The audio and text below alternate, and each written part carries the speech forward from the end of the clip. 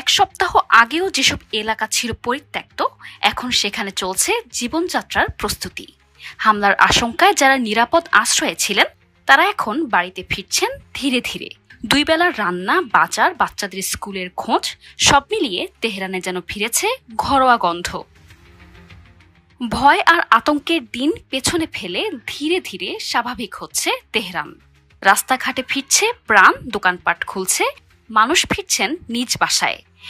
এক সময়ের কাঁপতে থাকা শহর এখন আবার বাঁচতে শিখছে।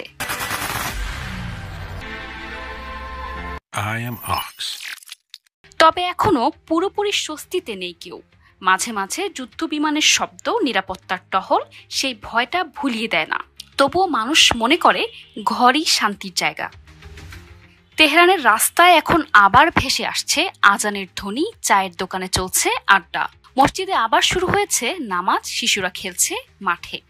এই দৃশ্য যেন এক প্রতিশ্রুতি, আলো ফেরে, অন্ধকার চিরকাল থাকে না। তেহরানবাসীর জন্য এই ফিরে আসা শুধু ঘরে নয়, এ যেন ফিরে আসা সাহস আর আশা নিয়ে। এ শহর বারবার আক্রান্ত হয়েছে, আবারও দাঁড়িয়েছে। এই প্রত্যাবর্তনও হয়তো ইতিহাসে লেখা থাকবে, মানুষ বাঁচে, জিতে যায়।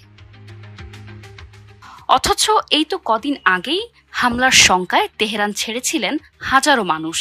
দিনের পর দিন পরিবার নিয়েছিলেন আত্মীয় স্বজনের আশ্রয়ে। কেউ কেউ ছিল পাহাড় ঘেরা গ্রামে, কেউ বা বাসায় তালা দিয়ে শুয়ে পড়েছিল অজানার আশঙ্কায়।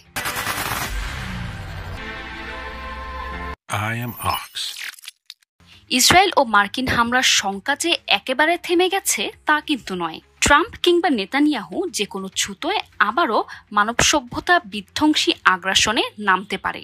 তবুও তেহরানের মানুষ জানে, জীবন কখনো থেমে থাকে না।